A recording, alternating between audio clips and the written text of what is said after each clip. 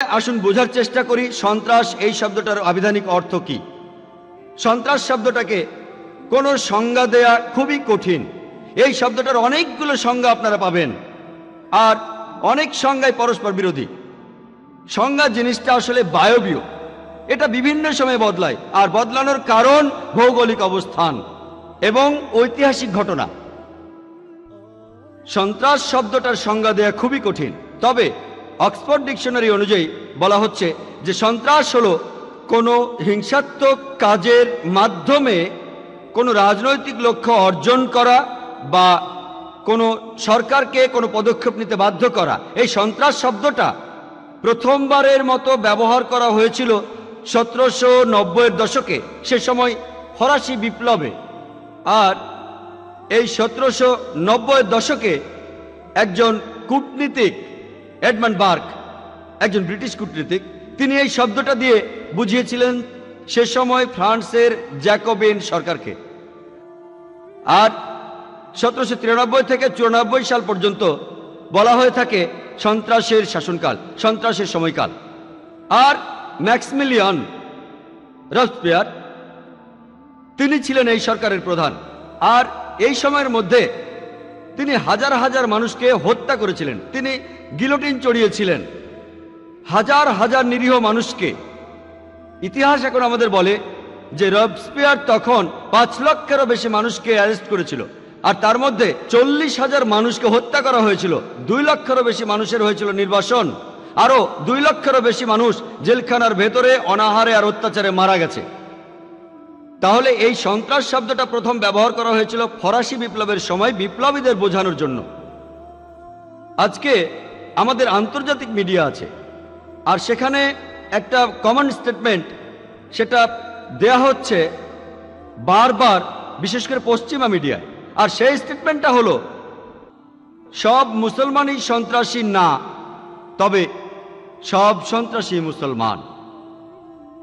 আর এই স্টেটমেন্টটা এখন ইন্ডিয়াতেও চলে এসেছে, বিশেষ করে 2006 সালে 11 জুলাইয়ের পর বোম্বেতে ট্রেনের ভেতরে সেই বোমা বিস্ফোরণের পর, বিশেষ করে বোম্বেতে।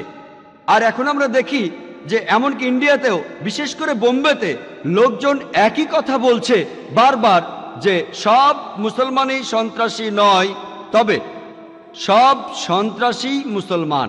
আসুন আমরা দেখার চেষ্টা করি যে ইতিহাস আমাদের কি বলে, আর সন্ত্রাসী হামলা নিয়ে পৃথিবীর ইতিহাসে যে রেকর্ডগুলো আছে সেগুলো আমাদের কি বলে। এখন আমরা রেকর্ডগুলো দেখি। 19বিংশ শতাব্দীতে আমরা এমন কোনো সন্ত্রাসী হামলা খুঁজে পাই না যেটা মুসলমানরা করেছে। সময় যেহেতু এখানে কম, তাই আমি 19বিংশ শতাব্দীর সবগুলো হামলার কথা বলতে পারবো না, আমি মাত্র কয়েকটার কথা বলছি। আমরা জানি 1981 সালে রাশিয়ার জার দ্বিতীয় আলেকজান্ডারকে হত্যা করা হয়েছিল সেন্ট পিটার্সবার্গের রাস্তায়। তিনি একটা বুলেট প্রুফ গাড়িতে করে ঘুরছিলেন, তখন এক বোমা বিস্ফোরণে 21 জন নিরীহ পথচারী মারা গেল। তিনি বুলেট প্রুফ গাড়ি থেকে বের হলেন, আরেকটা বোমা ফাটলো, তিনি মারা গেলেন। তাকে কোনো মুসলমান মারেনি, তাকে হত্যা করেছিল ইগনেসি বুলবুস থেকে আসা একজন পোল। সে অমুসলিম ছিল, সে ছিল নৈরাজ্যবাদী।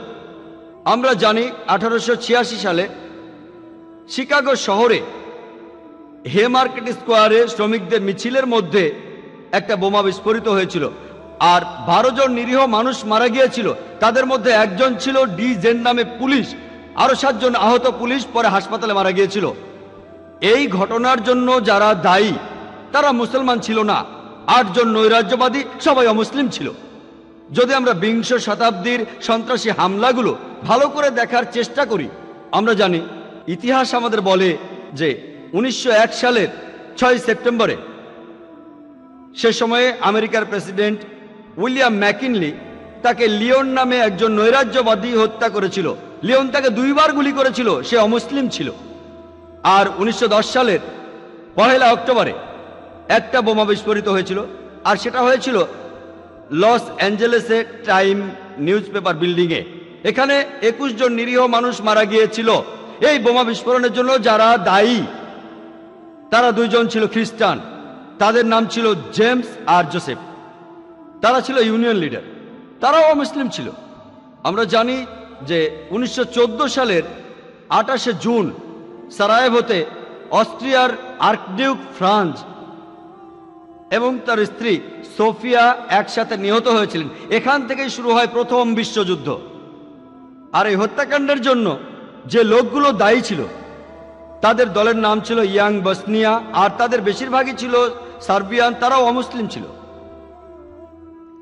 ইতিহাস থেকে আমরা জানতে পারি যে 1925 সালের 16ই এপ্রিল হয়েছিল একটা বোমা বিস্ফোরণ।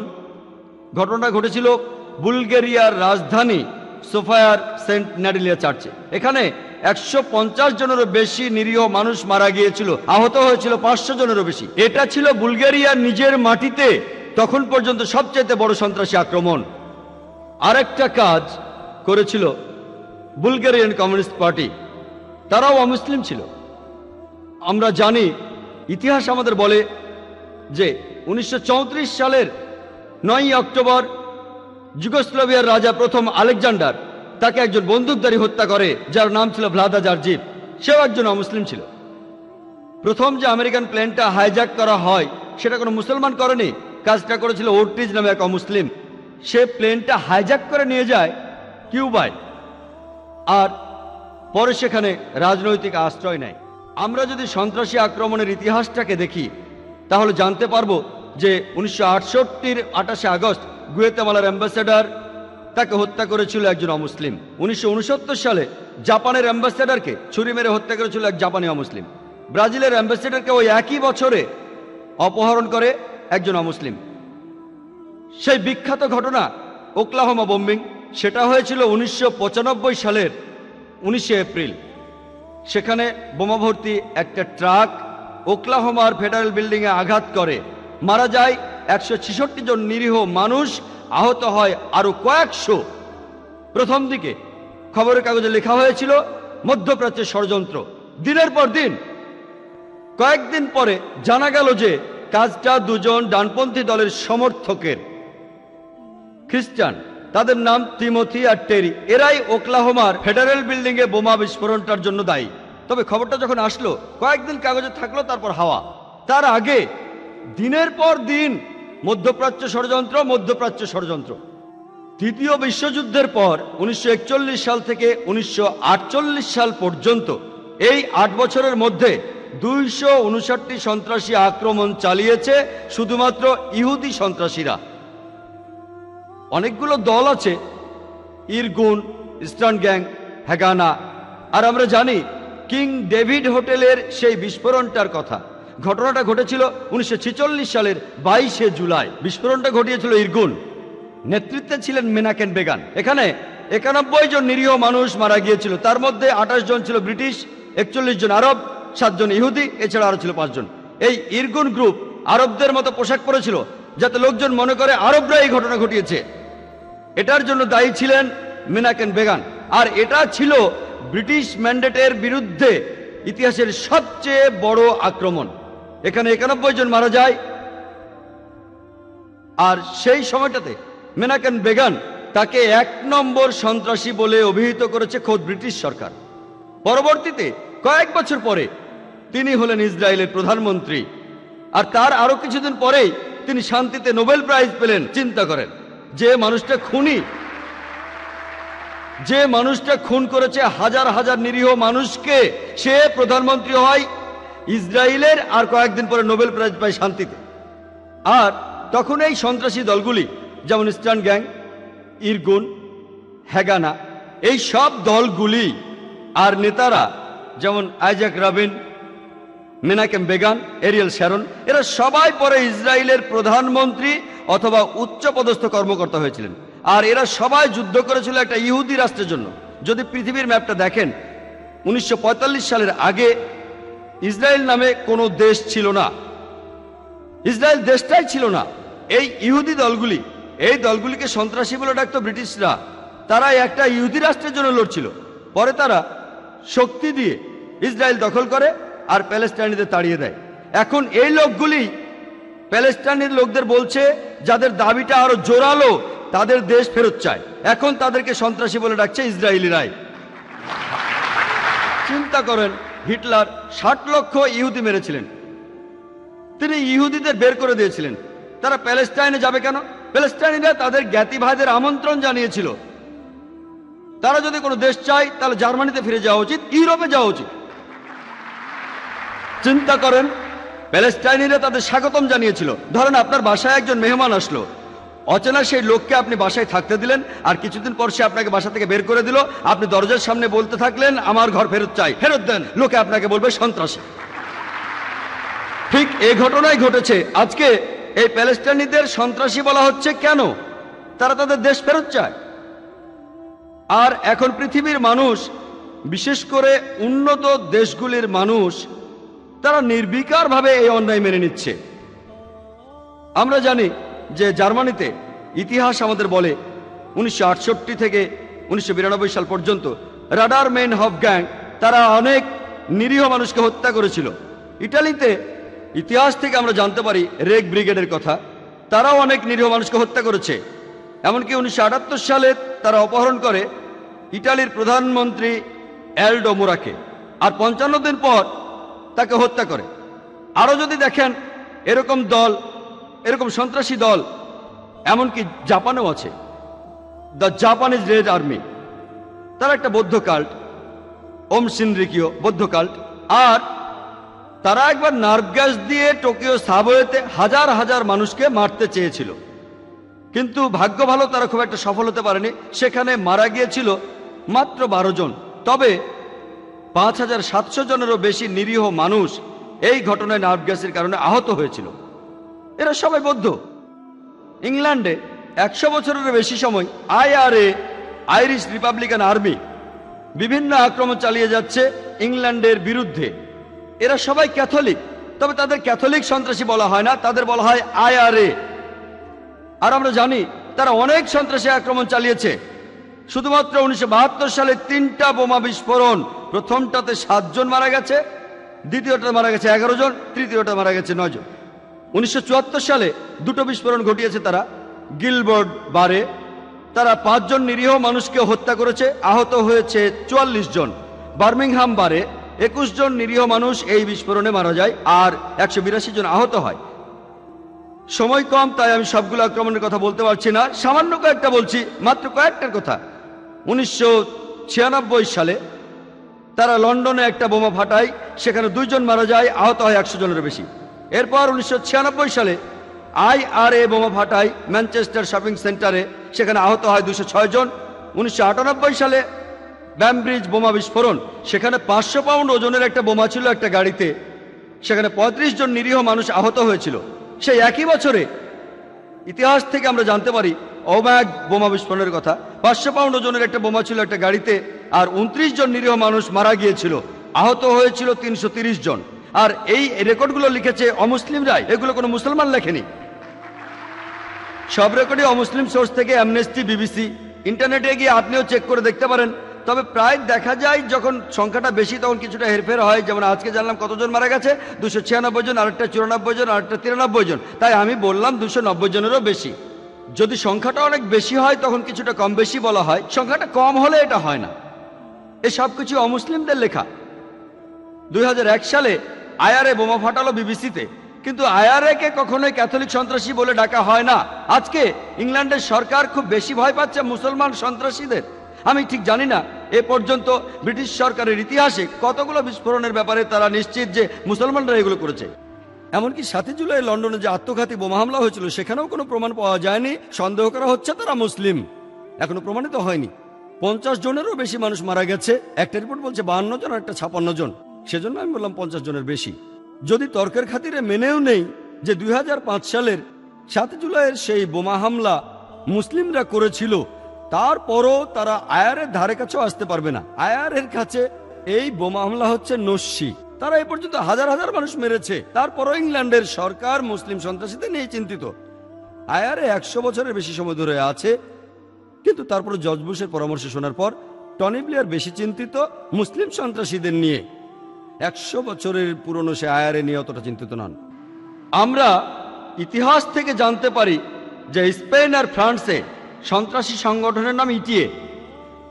তারা এ পর্যন্ত 36টি আক্রমণ চালিয়েছে। আর আফ্রিকার অনেকগুলি সন্ত্রাসী সংগঠন আছে, তার মধ্যে একটা প্রধান দল সবচেয়ে কুখ্যাত দলগুলির একটা, সেটা হলো the Lord salvation army.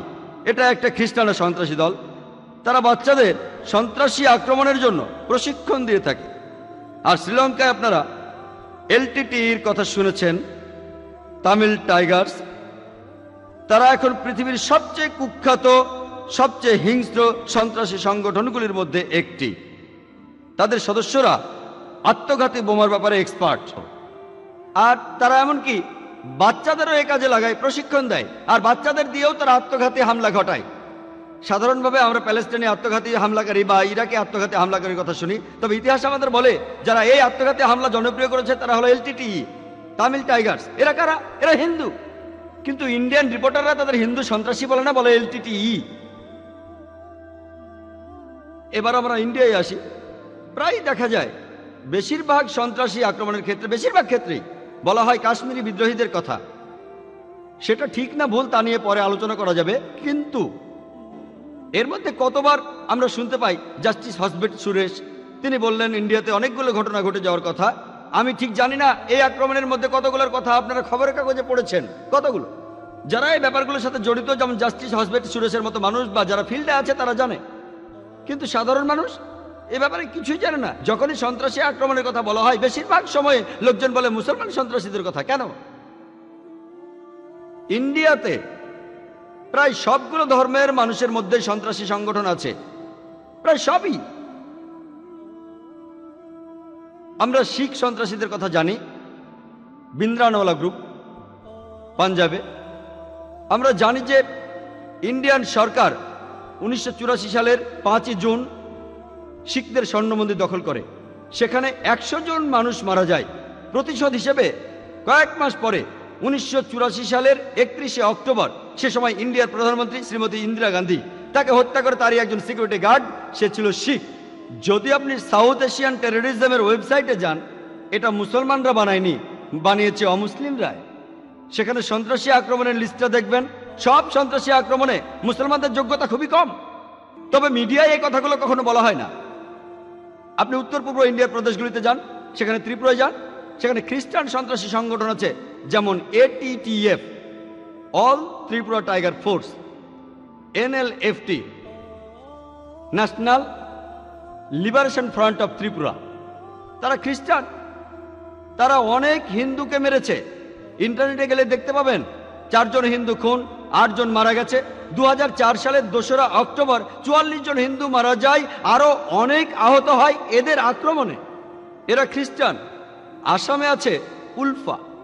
ULFA একাই গত 16 বছর সময়ের মধ্যে 1990 থেকে 2006 সাল পর্যন্ত তারা ইন্ডিয়ার মাটিতে চালিয়েছে 749টি আক্রমণ।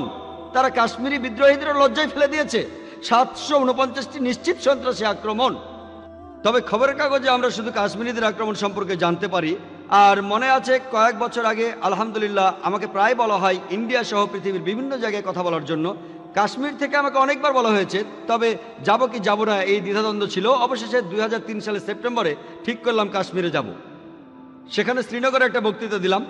সেখানে লোকজন আমাকে জানালো যে গত 14 বছরের সরকার এই প্রথম কোনো বক্তৃতা অনুষ্ঠানের অনুমতি দিল।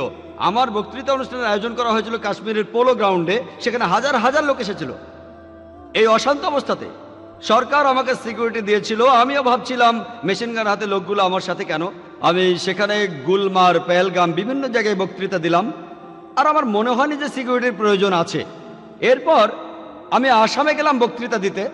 সেখানে এয়ারপোর্টে নামার সাথে সাথে দেখলাম চারপাশে সিকিউরিটি গার্ড। আমি ভাবলাম কেন? পরে আমি আল্লাহকে ধন্যবাদ দিলাম, আলহামদুলিল্লাহ সেখানে সিকিউরিটি না থাকলে আজ আপনারা আমাকে এখানে দেখতে পেতেন না। আমি জানতাম না যে আসামে এত সন্ত্রাসী সংগঠন আছে। উলফাদের ট্রেনিং দেওয়া হয় শুধু মুসলমানদের মারার জন্য, তারা সবাই হিন্দু। খবরের কাগজ বা মিডিয়ায় কয়বার এদের নিয়ে রিপোর্ট হয়েছে, কারণ এটা উত্তক্ত করে না। এই রিপোর্ট নিয়ে ছোট্ট একটা খবর হবে, খবরটা ছাপা হবে, কিন্তু কতজন সেটা খেয়াল করবে? হেডলাইন হবে না, ছোট্ট একটা খবর। এদেশের সন্ত্রাসী দলগুলির একটা হলো নকশালপন্থীরা। মাওবাদীদের কথা আমরা জানি, মাওবাদীরা কমিউনিস্ট। আর ইন্ডিয়াতে কমিউনিস্টদের যতগুলো আক্রমণ হয়েছে বেশিরভাগই করেছে মাওবাদীরা। শুধুমাত্র নেপালেই গত 7 বছরে তারা 99টা সন্ত্রাসী আক্রমণ চালিয়েছে। আর ইন্ডিয়ার 600টি জেলার মধ্যে ইন্ডিয়ার সরকারের রিপোর্ট অনুযায়ী, সন্ত্রাসের উপর ওয়েবসাইট অনুযায়ী বলা হচ্ছে যে মাওবাদীরা ইন্ডিয়ার 150টি জেলায় ভালোভাবেই সক্রিয়। তারা এর মধ্যেই ইন্ডিয়ার 1/3 অঞ্চলে আক্রমণ চালিয়েছে। 1 নম্বর, তারা যত আক্রমণ করেছে, যত মানুষ মেরেছে, কাশ্মীরের বিদ্রোহীদের সাথে তুলনা করলে কাশ্মীর কোনো পাত্তাই পাবে না।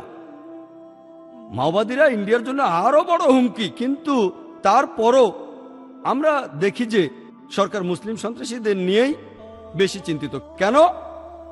কারণ হলো জর্জ বুশ। এই কয়েকদিন আগে 9 সেপ্টেম্বর টাইমস অফ ইন্ডিয়া একটা খবর এসেছে, প্রথম পাতায় না, ভেতরে, তবে খবরটা একটু বড়, যে 875টি রকেট, গোলা বারুদের একটা ভান্ডার, 875টা রকেট, সেগুলো মাওবাদীদের কাছে পৌঁছানোর কথা ছিল। পুলিশ এগুলো আটক করে, সেই সাথে বাজেয়াপ্তও করে। 30টা রকেট লঞ্চারও ছিল। চিন্তা করেন, এটা ইন্ডিয়ার ইতিহাসে কোন সন্ত্রাসী সংগঠনের সবচেয়ে বড় অস্ত্রের চালান যেটা সরকার ধরেছে। 875টা রকেট। তারা ইন্ডিয়ার আর্মির সাথে যুদ্ধ করতে পারে। সে সময় অন্ধ্রপ্রদেশের ডিজিপি হতবাক হয়েছিলেন। তিনি বলেছিলেন যে এই রকেট লঞ্চার দিয়ে তারা যে কোনো পুলিশ স্টেশনে হামলা করতে পারে, কোনো ট্যাঙ্ককে ধ্বংস করতে পারে 600 মিটার দূর থেকে, 1/2 কিলোমিটারেরও বেশি দূর থেকে তারা ইন্ডিয়ান ট্যাঙ্ক বা পুলিশ স্টেশনে হামলা করতে পারে। আমাদের কিছুই করার থাকবে না, রকেট লঞ্চার। কিন্তু তারপরও মানুষ ভয় পায় কাদের? যাদের দাড়ি আছে, যারা মাথায় টুপি পরে, যারা প্যান্ট পরে গোড়ালির উপরে। তারা কি রকেট লঞ্চারের চেয়েও বিপজ্জনক? কেন? কেন এভাবে টার্গেট করা হচ্ছে বিশেষ করে মুসলমানদের? আসলে এটা হলো পশ্চিমা মিডিয়ার একটা কারসাজি। মিডিয়াকে নিয়ন্ত্রণ করে পলিটিশিয়ানরা। যদি আমরা ভালো করে দেখি, নিশ্চিতভাবে বলা যায় কোনো দ্বিধা ছাড়াই যে সন্ত্রাস শুধুমাত্র মুসলমানদের সম্পত্তি নয়। শুধু সেটাই নয়, এই সন্ত্রাসের ব্যাপারে মুসলমানদের তেমন কোনো কৃতিত্বই নেই। ইসলামেও এটার অনুমোদন দেওয়া হয়নি। ইসলামে এটা নিষেধ করা আছে। আমি বিভিন্ন ধর্মের একজন ছাত্র হিসেবে কথা বলতে পারবো না যে সব ধর্মই বলে আপনি নিরীহ মানুষকে হত্যা করবেন না। তবে এটা নিশ্চিতভাবে বলতে পারে যে বেশিরভাগ ধর্মই, এই ধর্মগুলির বেশিরভাগই, ধর্মগ্রন্থগুলো পড়লে জানতে পারবেন যে নিরীহ কোনো মানুষকে হত্যা করা উচিত না। আর এই সবগুলো ধর্মের লিডার হলো ইসলাম। ইসলাম বলছে, পবিত্র কোরআনের সূরা আল মাইদার 32 নম্বর আয়াতে আছে, শুরুতেই কোরআনের যে তেলাওয়াত আপনারা শুনেছিলেন, বলা হয়েছে যে যদি কোনো মানুষ, হোক সে মুসলিম বা অমুসলিম, অন্য কোনো মানুষকে হত্যা করে, হোক সে মুসলিম বা অমুসলিম, তাহলে সে যেন পুরো পৃথিবীর মানুষকে হত্যা করলো। আমি অনেক ধর্মগ্রন্থের কথা জানি যেখানে বলা হয়েছে যে নিরীহ মানুষকে হত্যা করা উচিত না। তবে কোরআন শুধু একথাই বলছে না, কোরআন বলছে যদি কেউ অন্য কোনো মানুষকে হত্যা করে, আর সেটা যদি হত্যাকাণ্ডের অপরাধ বা দুর্নীতির অপরাধ অথবা দেশের বিশৃঙ্খলা তৈরির অপরাধ না হয়, তাহলে সে যেন পুরো মানব জাতিটাকে হত্যা করলো। কোরআন এখানে আরো এক ধাপ এগিয়ে বলছে, যদি কেউ অন্য কোনো মানুষকে হত্যা করে তাহলে সে যেন পুরো মানব জাতিটাকে হত্যা করলো। আমি এমন কোনো ধর্মগ্রন্থের কথা জানি না যেটা বলছে যদি আপনি কোনো নিরীহ মানুষকে হত্যা করেন তাহলে আপনি যেন পুরো মানব জাতিকে হত্যা করলেন। আর এরপরও কোরআন বলছে যে যদি আপনি কারো জীবন বাঁচান, কোনো মানুষের জীবন, তাহলে আপনি যেন পুরো মানব জাতিকে বাঁচালেন। ইসলাম শব্দটা এসেছে আরবি শব্দ সালাম থেকে, যার অর্থ শান্তি। এই শব্দটা এসেছে আরবি সিলম থেকে, যার অর্থ আল্লাহর কাছে নিজের ইচ্ছাকে সমর্পণ করা। এক কথায় ইসলাম শব্দটার অর্থ আল্লাহর কাছে নিজের ইচ্ছাকে সমর্পণ করে শান্তি অর্জন করা। ইসলাম সব ধরনের সন্ত্রাসী কার্যকলাপের নিন্দা করে, নিরীহ মানুষ হত্যা করাকে ইসলাম নিন্দা করে। যাই হোক না কেন, হোক সেটা 9/11, সেই টুইন টাওয়ার অ্যাটাক, অথবা সেই 7ই জুলাইয়ের ইংল্যান্ডে 50 জনের বেশি মানুষ মারা গেছে, নিউ ইয়র্ক টাওয়ারে 3000-এর বেশি মানুষ মারা গেছে, লন্ডনের বোম ব্লাস্টে 50 জনের বেশি মারা গেছে, অথবা 93 সালের সিরিয়াল বোম ব্লাস্ট বোম্বেতে, সেখানে 250 জনের বেশি মারা গেছে। যে বোমাগুলো রিসেন্টলি ফেটেছে 2006-এর 11 জুলাই, সেখানে 200-এরও বেশি মানুষ মারা গেছে। এগুলো সব নিন্দনীয়, সব নিষিদ্ধ। নিরীহ মানুষকে হত্যা করার পক্ষে কোনো যুক্তি পাওয়া যাবে না। অনেক মুসলমান অনেক সময় এসব কথা বলতে গিয়ে থেমে যায়, কিন্তু আমি এখানে থামবো না। আমি এখানে বলতেই থাকবো। আমি অবশ্যই নিন্দা করব আফগানিস্তানে যে হাজার হাজার আফগানি মারা গেল, ইরাকে যে হাজার হাজার নিরীহ মানুষ মারা গেল, গুজরাটে যে হাজার হাজার মানুষ মারা গেল, যেসব মানুষ মারা গেল প্যালেস্টাইনে, যেসব মানুষ মারা গেল লেবাননে, এখানে আমরা থামতে পারি না। আপনি কাকে ভয় পাচ্ছেন?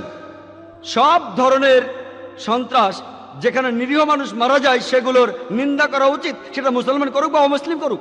আমাদের কাছে প্রমাণ নেই যে 9/11 অথবা 7ই জুলাই অথবা বোম্বে ট্রেনের সিরিয়াল বোম ব্লাস্ট এগুলো মুসলমানরা করেছে। এটা শুধুমাত্র একটা অনুমান। তবে যাই হোক, সত্য সেখানে যাই হোক, সেটা মুসলমান করুক বা অমুসলিম করুক, এর নিন্দা করা উচিত। এসবই নিষিদ্ধ। আমরা জানি যে বেশিরভাগ ধর্মই এ কথা বলে না যে আপনি নিরীহ মানুষকে হত্যা করেন। সন্ত্রাস কোনো ধর্মেরই একচেটিয়া সম্পত্তি না, কখনোই না। তবে যদি ভালো করে দেখি, অনেক সন্ত্রাসী আছে যারা দাবি করে যে তারা কোনো ধর্মের অনুসারী। যদি ভালোভাবে দেখি, সব ধর্মে এরকম সন্ত্রাসী আছে। খ্রিস্টান সন্ত্রাসী আছে, ক্যাথলিক সন্ত্রাসী আছে, ইহুদি সন্ত্রাসী আছে, হিন্দু সন্ত্রাসী আছে, মুসলমান সন্ত্রাসী আছে, বৌদ্ধ সন্ত্রাসী আছে, শিখ সন্ত্রাসী আছে। সন্ত্রাসীরা বিভিন্ন ধর্মের অনুসারী। তবে বেশিরভাগ ধর্মই নিরীহ মানুষ হত্যা করাকে সবসময় নিন্দা করে। যদি আমরা জরিপ করে দেখি, যদিও আমরা জানি যে কোনো ধর্মই নিরীহ মানুষ হত্যা করতে বলে না, আর যদি আমরা জরিপ করে বের করার চেষ্টা করি যে কোন লোকগুলি সবচেয়ে বেশি মানুষ হত্যা করেছে, তারা কোন ধর্মের অনুসারী, 1 নম্বর পৃথিবীর যে লোকটা সবচেয়ে বেশি নিরীহ মানুষ হত্যা করেছে তার নাম কি? লোকটা কে? হিটলার। হিটলার গ্যাস চেম্বারে 60 লক্ষ ইহুদিকে মেরেছে। আর পরোক্ষভাবে দ্বিতীয় বিশ্বযুদ্ধে কত মানুষ মারা গেছে সেটা যদি শোনেন, 6 কোটি মানুষ। 1 নম্বর, সে কে? মুসলমান ছিল? সে ছিল খ্রিস্টান। জোসেফ স্ট্যালিন, তার আরেক নাম আঙ্কেল জো। ধারণা করা হয় স্ট্যালিন 2 কোটি মানুষকে মেরেছিল। স্ট্যালিনের নির্দেশে 1,45,00,000 মানুষ না খেয়ে মারা গেছে। এবার চীনের দিকে দেখি, মাও সেতুং। চীনে 1.5 থেকে 2 কোটি মানুষকে হত্যা করেছে মাও সেতুং। সেও ছিল অমুসলিম, সে মুসলমান ছিল না। ইতিহাস আমাদের বলে মুসলিনি শুধুমাত্র ইটালিতেই হত্যা করেছিল 4 লক্ষ মানুষকে, নিরীহ সব মানুষকে। যে লোকটার নামে ফরাসি বিপ্লবের নামকরণ করা হয়েছে, ম্যাক্সমিলিয়ান রবসপিয়ার, তার নির্দেশে 2 লক্ষেরও বেশি মানুষ অনাহারে আর অত্যাচারে মারা গেছে। হত্যা করা হয়েছে 40,000-এরও বেশি মানুষকে। অশোক, আপনারা জানেন, শুধুমাত্র কলিঙ্গের যুদ্ধেই হত্যা করা হয়েছিল 1 লক্ষেরও বেশি মানুষকে। 1 লক্ষেরও বেশি মানুষ। সে কি মুসলমান ছিল? সে তো হিন্দু ছিল। আমাদের ধর্মেও বেশ কিছু কুলাঙ্গার আছে। ইতিহাস সাদ্দাম হোসেনের কথা বলে, কয়েক লক্ষ মানুষকে সে হত্যা করেছিল। কিন্তু জর্জ বুশ শুধুমাত্র ইরাকের উপরে যে নিষেধাজ্ঞা জারি করেছিল, তাতে করে শুধু ইরাকেই 5 লক্ষ শিশু মারা গিয়েছে। 5 লক্ষ শিশু শুধু একটা নিষেধাজ্ঞার কারণে। আমেরিকার জাতিসংঘের ইরাকে 5 লক্ষ শিশু মারা গেছে। ইন্দোনেশিয়ায় মোহাম্মদ সুহার্তো, এই লোকটাও প্রায় 5 লক্ষ মানুষ হত্যা করেছে। তবে হিটলারের তুলনায় এটা কিছুই না, আঙ্কেল জোর তুলনায় কিছুই না, জোসেফ স্ট্যালিন, মাও সেতুংয়ের তুলনায় কিছুই না, গণচীনের। এদের প্রত্যেকের কাছেই মুসলমানদের সবগুলো হত্যাকাণ্ড একটা শিশু।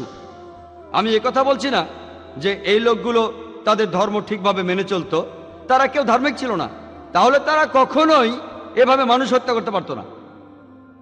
কিন্তু তারপরও আমরা আন্তর্জাতিক মিডিয়ায় দেখি, আমরা দেখি যে মুসলমানদের টার্গেট করা হচ্ছে।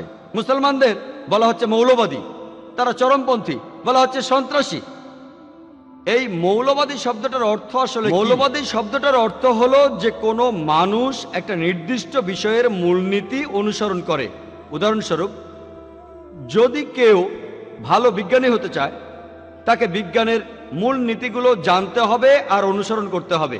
যদি সে বিজ্ঞানের বিভিন্ন বিষয়ে মৌলবাদী না হয়, সে ভালো বিজ্ঞানী হতে পারবে না। যদি কেউ ভালো গণিতজ্ঞ হতে চায়, তাকে সেক্ষেত্রে গণিতের মূলনীতি ভালোভাবে অনুসরণ করতে হবে। যদি সে গণিতের বিভিন্ন বিষয়ে মৌলবাদী না হয়, সে ভালো গণিতজ্ঞ হতে পারবে না। আপনি ঢালাওভাবে বলতে পারবেন না যে মৌলবাদীরা সবাই ভালো অথবা সবাই খারাপ। একটা মানুষ কোন ক্ষেত্রে মৌলবাদী সেটা দেখে তারপর বলা উচিত। যদি কেউ মৌলবাদী ডাকাত হয়, যার কাজ হলো ডাকাতি করা, সে সমাজের জন্য খারাপ। আর অন্যদিকে যদি কেউ মৌলবাদী ডাক্তার হয়, সে হাজারটা মানুষের জীবন বাঁচায়, সে সমাজের জন্য ভালো। তাহলে একটা মানুষ যে ক্ষেত্রে মৌলবাদী সেটা দেখে তারপরে আপনি ভালো খারাপ বলতে পারেন। আমি এখানে আমার কথা বলতে পারি, আমি একজন মৌলবাদী মুসলমান, আর আমি মৌলবাদী মুসলমান হওয়ার জন্য গর্বিত। কারণ আমি জানি আমি ইসলাম ধর্মের সব মূলনীতি মেনে চলার চেষ্টা করি, আর আমি জানি যে ইসলাম ধর্মের মূলনীতিগুলোর মধ্যে একটা নীতিও মানবতার বিরুদ্ধে কোনো কথা বলে না। এমনটা হতে পারে যে ইসলাম ধর্মের কিছু মূলনীতি অমুসলিমদের কাছে মনে হতে পারে মানবতার বিরুদ্ধে, তবে আপনি যদি ইসলামের সেই মূলনীতিগুলোর ব্যাখ্যা দেন, বুঝিয়ে বলেন, তাহলে একটা নিরপেক্ষ মানুষও পাবেন না যে বলতে পারে যে ইসলামের মূল নীতিগুলো মানবতার বিরুদ্ধে কথা বলে। এই মৌলবাদী শব্দটা অক্সফোর্ড ডিকশনারিতে পাবেন। এই শব্দটা প্রথম ব্যবহার করা হয়েছিল একদল খ্রিস্টানকে বোঝানোর জন্য। সেটা ছিল বিংশ শতাব্দীর প্রথম দিকে আমেরিকায় যারা চার্চের বিরুদ্ধে প্রোটেস্ট করেছিল, তাদের বলা হয় প্রোটেস্ট্যান্ট খ্রিস্টান। প্রথম দিকে চার্চ বিশ্বাস করত বাইবেলের কথাগুলো ঈশ্বরের কাছ থেকে এসেছে। এই প্রোটেস্ট্যান্ট খ্রিস্টানরা এতে আপত্তি জানিয়ে বলল, শুধুমাত্র বাইবেলের কথাগুলো ঈশ্বরের নয়, বাইবেলের প্রত্যেকটা শব্দই ঈশ্বরের কাছ থেকে এসেছে। যদি কেউ প্রমাণ করতে পারে যে বাইবেলের প্রত্যেকটা শব্দ ঈশ্বরের কাছ থেকে এসেছে, এই আন্দোলনটা ভালো আন্দোলন। অন্যদিকে যদি কেউ প্রমাণ করে যে বাইবেলের প্রত্যেকটা শব্দ ঈশ্বরের কাছ থেকে আসেনি, তাহলে এই আন্দোলনটা ভালো নয়। যদি আমরা অক্সফোর্ড ডিকশনারি দেখি, মৌলবাদী শব্দটার অর্থ খুঁজতে যাই, বলা হচ্ছে মৌলবাদী হলো একজন ব্যক্তি যে কোনো ধর্মের প্রাচীন শিক্ষা আর মতবাদকে কঠোরভাবে অনুসরণ করে। তবে অক্সফোর্ড ডিকশনারির নতুন সংস্করণে দেখতে পাবো সামান্য চেঞ্জ হয়েছে।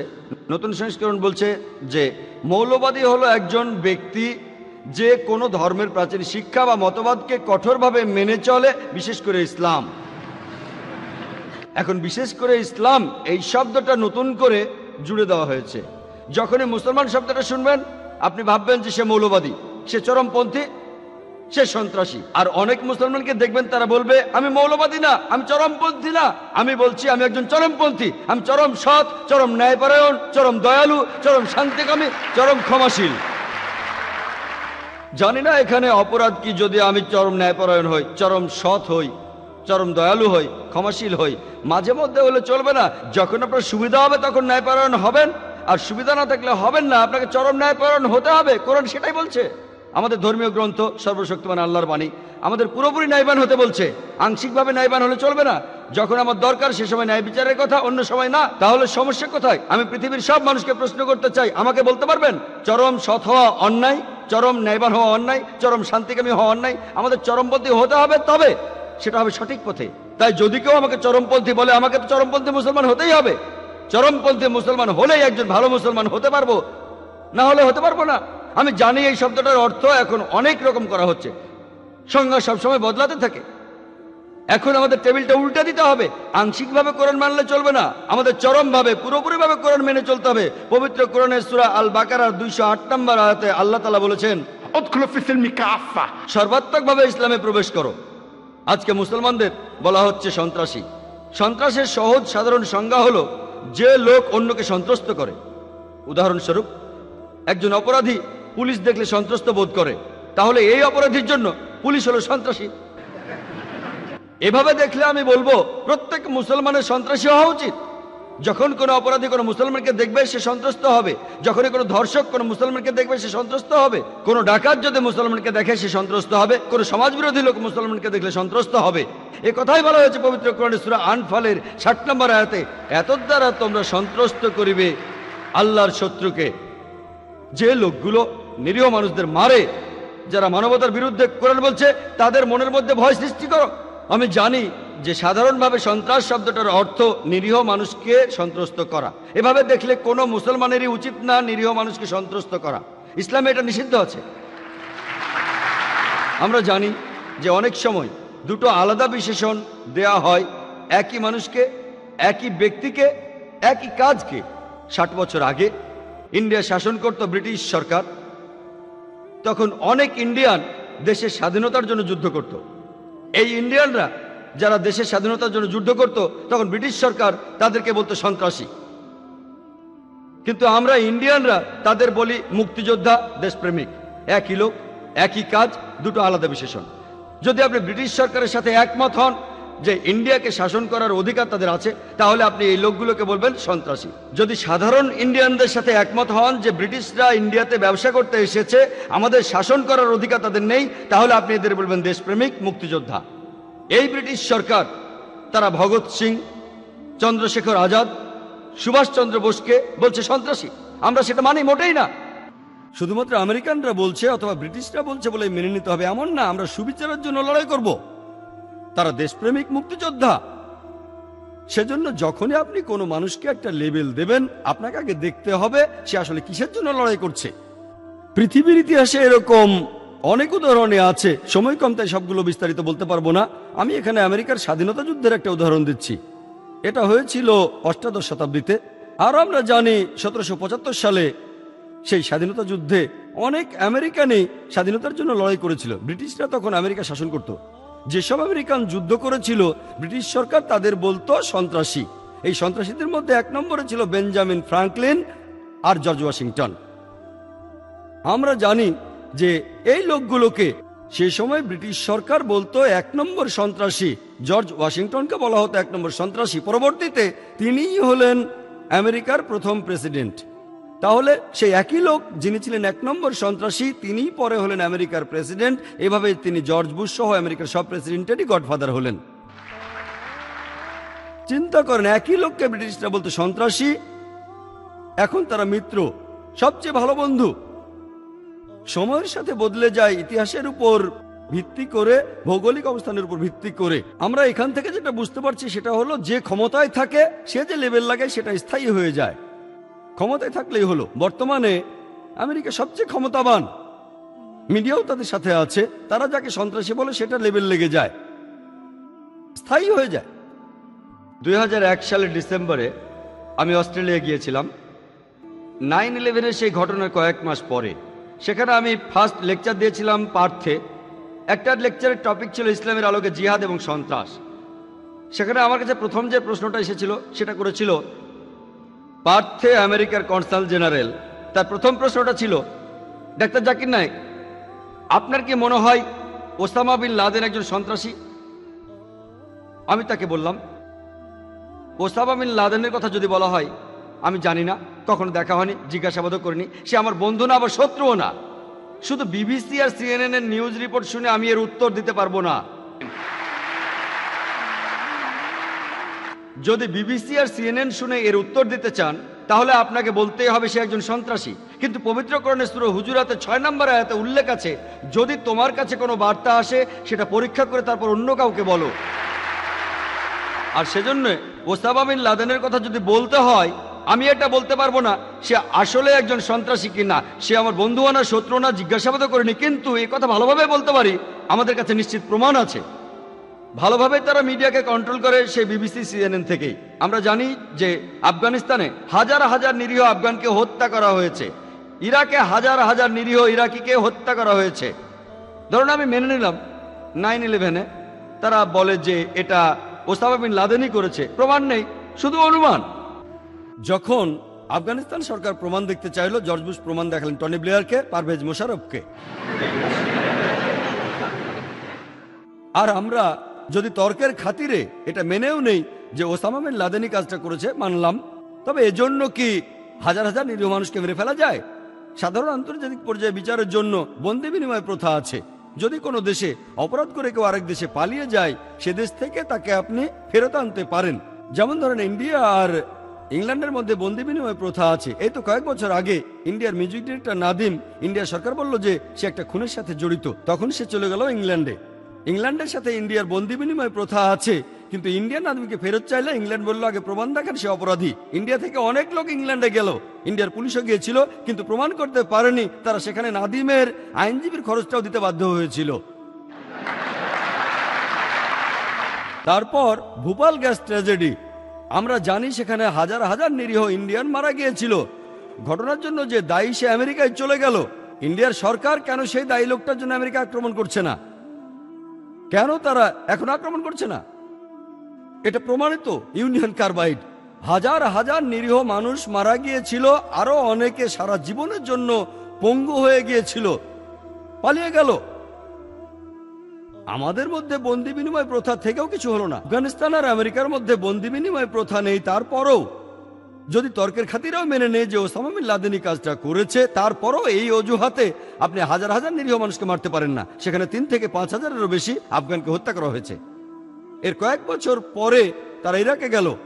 ইরাকে নাকি গণবিধ্বংসী অস্ত্র আছে। তারপর তারা ইরাক আক্রমণ করলো, কিন্তু কোনো গণবিধ্বংসী অস্ত্র পাওয়া যায়নি। তারপরও দখল করে ফেললো ইরাক। তাহলে এই আক্রমণের কারণটা কি? এখন ইরাকের মানুষ সমস্যায় আছে। সাদ্দামের সময়ও ছিল। সাদ্দাম ভালো মুসলিম ছিলেন, ইসলাম মেনে চলতো না। আমি সাদ্দামের পক্ষ নিয়ে বলছি না। তবে আমেরিকা ইরাক দখল করার পর তারা এখন আরো বেশি সমস্যার ভেতরে আছে। আরো বেশি ডাকাতি হচ্ছে, বেশি ধর্ষণ হচ্ছে। এর কারণটা কি? সেটা কি? সেটা হলো তেল। এটা একটা ওপেন সিক্রেট।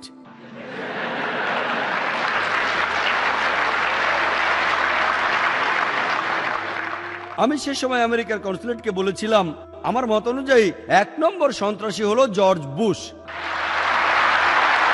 আমি মাঝে মধ্যে বিভিন্ন জায়গায় লেকচার দেই। 9/11-এর সেই ঘটনার কয়েকদিন পর আমি অস্ট্রেলিয়ায় গিয়েছিলাম। সে সময় এটা অস্ট্রেলিয়ার খবরের কাগজে হেডিং ছিল 2001 সালের ডিসেম্বর মাসে। ডক্টর জাকির নায়েক বলেছেন তিনি একজন মৌলবাদী, আর বলেছেন জর্জ বুশ হলেন 1 নম্বর সন্ত্রাসী। আমি এমন আর কোনো বক্তার নাম শুনিনি, কোনো বক্তার নাম আমি শুনিনি, হয়তো থাকতেও পারে, যিনি জর্জ বুশকে 1 নম্বর সন্ত্রাসী বলেছেন। আর এখন এটা খুবই কমন। আমি 100 জন বিখ্যাত লোকের নাম বলতে পারি, যেমন আমাদের শ্রদ্ধেয় অতিথি জাস্টিস হসবেট। উনিও যে এমনটা ভাবতেন জানতাম না। উনি খুব সৎ বিচারপতি, আমি ওনার সাথে একমত। আমি জানি না উনি কবে থেকে এটা বলেছেন, প্রতিযোগিতায় নামবো না। উনি আমার চেয়ে অনেক সিনিয়র, জানি না উনি কবে প্রথম বলেছিলেন এটা। তবে এখন রেকর্ড ঘাটলে আপনারা জানতে পারবেন যে ভেনিজুয়েলার প্রেসিডেন্ট হুগো সাবেজ তিনি বলেছেন যে পৃথিবীর সবচেয়ে বড় সন্ত্রাসী হলো জর্জ বুশ। তারপর বলিভিয়ার প্রেসিডেন্ট ইভো মোরালেস তিনি বলেছেন জর্জ বুশ 1 নম্বর সন্ত্রাসী। আমেরিকার একজন বিখ্যাত গায়ক এবং সমাজসেবক হ্যারি বেলফন্ট তিনি বলেছেন যে পৃথিবীর সবচেয়ে বড় সন্ত্রাসী হলো জর্জ বুশ। তারপর ইংল্যান্ডের একজন এমপি, যুক্তরাজ্যের এমপি নাম জর্জ গ্যালাওয়ে, তিনি বলেছেন পৃথিবীর সবচেয়ে বড় সন্ত্রাসী হচ্ছে জর্জ বুশ। তিনি আরো বলেছেন জর্জ বুশ আর টনি ব্লেয়ারের হাতে যে পরিমাণ রক্ত লেগে আছে সেটা লন্ডনে 7 জুলাইয়ের বোমা হামলাকারীদের চেয়ে অনেক বেশি। এরপর তাকে জিজ্ঞেস করা হলে তিনি বলেছিলেন, জর্জ গ্যালাওয়ে ইংল্যান্ডের একজন এমপি, তিনি বলেছেন এটা খুবই ন্যায় বিচার হবে যদি কোনো সুইসাইড বোম্বার টনি ব্লেয়ারকে মেরে ফেলে আর কারো যেন কোনো ক্ষতি না হয়, তাহলে সেটা ন্যায্য বিচার হবে। কে বলেছিলেন? George Galloway. আমাদের জ্যোতি বসু তিনি কয়েক মাস আগে বলেছিলেন জর্জ বুশ তখন